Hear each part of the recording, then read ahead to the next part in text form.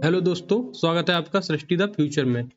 हम आपको पॉलिटी के कुछ क्वेश्चन करा रहे थे जो विभिन्न पार्टों में डिवाइड करके बनाए गए हैं।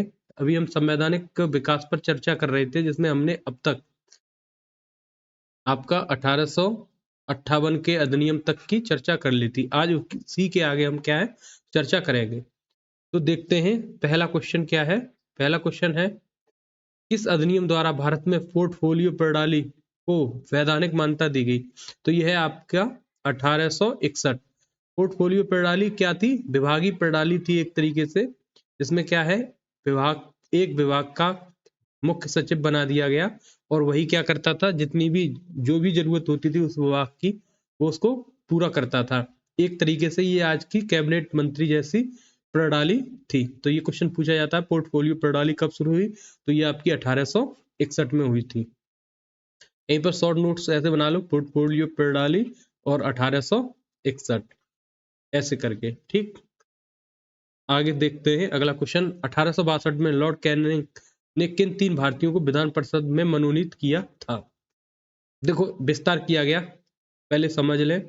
विधान परिषद में विस्तार किया गया और इसमें क्या है, 6 लोगों को मनोनीत करने की वायसराय को शक्ति दी गई, जिससे हम भारतीयों को उसमें क्या कर सकें, प्रशासन में अप्रत्यक्ष रूप से सम्मिलित कर सकें। इसके लिए सबसे पहले जिनकी नियुक्ति की गई वो थे बनारस के राजा, पटियाला के महाराजा और सर दिनकर राव की इसमें क्या की गई थी, नियुक्ति। तो पहला ये भी क्वेश्चन बनता है कि पहली बार भारतीयों को विधान परिषद में मनोनीत करना कब शुरू किया गया? तो 1861 के अधिनियम में। और ये गठित कब हो गया, काम कब से? 1862 में ये चुन दिए गए।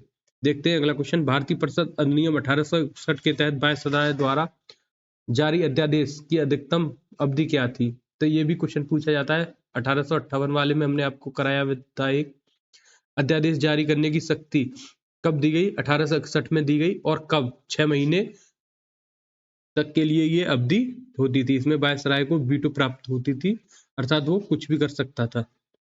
ब्रिटिश भारत में विधायी शक्तियों के विकेंद्रीकरण की प्रक्रिया किस एक्ट के तहत शुरू हुई?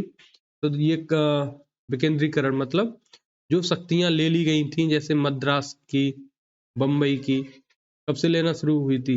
1833 के एक्ट में ये क्या कर लिया गया, विकेंद्रीकरण पहुंच गया था अच्छी सीमा पर। तो उसको अब क्या कर दिया गया, इन सबको रिलीज कर दिया गया। इनके अलग से क्या है, जो मद्रास हुआ, बम्बई हुई, इनको अलग से बना दिया गया और अलग से बंगाल में भी प्रेसिडेंसी बनाई गई। तो इस तरीके से विकेंद्रीकरण शुरू कर दिया, यानी प्रशासन का विभाजन शुरू कर दिया इकाइयों में। तो ये कब हुआ? 1861 ईस्वी में शुरू हो गया। अब अगला क्वेश्चन है, निम्न कथनों पर विचार करें। तो इनमें इसने पहली बार भारतीयों को कानून बनाने की प्रक्रिया में शामिल किया। किसने? 1861 में। बात बिल्कुल सही है। इसने मद्रास और बॉम्बे प्रेसिडेंसी को विधायी शक्तियां बहाल कर दी। ये भी बात क्या है, सही है। एक अखिल भारतीय संघ की स्थापना की, ये इसमें नहीं किया गया। तो ऑप्शन 3 क्या हो जाएगा आपका, सही हो जाएगा। ठीक है, अगला क्वेश्चन। 1861 के अधिनियम ने भारत में विधायी विकेंद्रीकरण की नींव कैसे रखी? गवर्नर जनरल की परिषद में भारतीयों को बहुमत देकर? नहीं, ये तो प्रशासन में शामिल करना हुआ। बम्बई और मद्रास प्रेसिडेंसी की कानून बनाने की शक्तियों को बहाल करके? ये ऑप्शन सही है। ईस्ट इंडिया कंपनी के शासन को पूरी तरह समाप्त करके? नहीं, पूरी तरह से समाप्त तो 1858 में ही हो गया। तो ये भी आपका गलत होगा। भारत के लिए एक संघीय न्यायालय, ये आपका 1935 में आएगा। तो ऑप्शन क्या हो गया आपका, बी। अगला क्वेश्चन, पोर्टफोलियो सिस्टम वो विभागीय प्रणाली के बारे में कौन सा कथन सही है? इसे डलहौजी ने, कैनिंग था, तो ये यही गलत हो गया। ठीक, इसने वायसराय की परिषद के सदस्यों को विशिष्ट विभागों का प्रभारी बनाया। ये ऑप्शन आपका क्या है, सही है। 1861 के एक्ट के तहत वायसराय की विस्तारित परिषद की सबसे बड़ी सीमा क्या थी?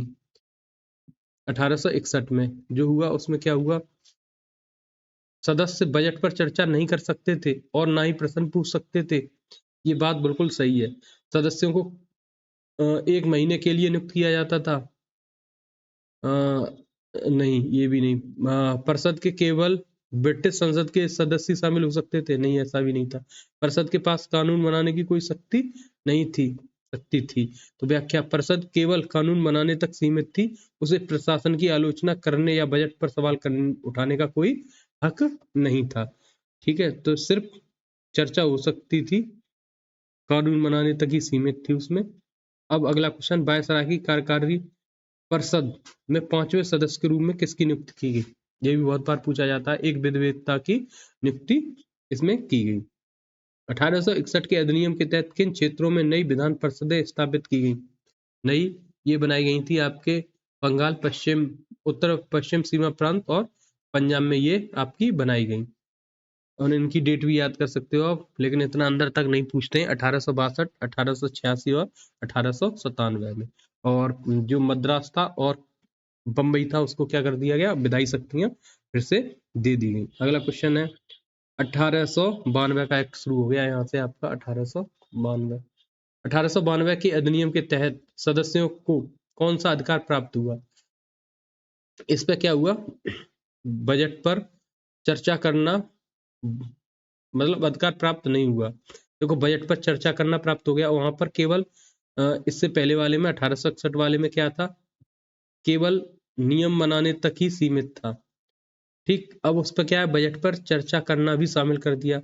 कार्यपालिका से प्रश्न भी पूछ सकते थे आप, सार्वजनिक मामलों पर राय भी दे सकते थे, लेकिन क्या नहीं कर सकते थे, अभी भी वोटिंग नहीं कर सकते थे, अर्थात बजट पर मतदान नहीं कर सकते थे। तो ये पूछ लेंगे ऐसे कि 1892 में बजट पर चर्चा करना शुरू किया गया, कार्यपालिका से प्रश्न, ये सब सही है। सार्वजनिक मामलों पर राय भी दे सकते थे, लेकिन क्या नहीं कर सकते थे, बजट पर मतदान नहीं कर सकते थे जो सदस्य होते थे।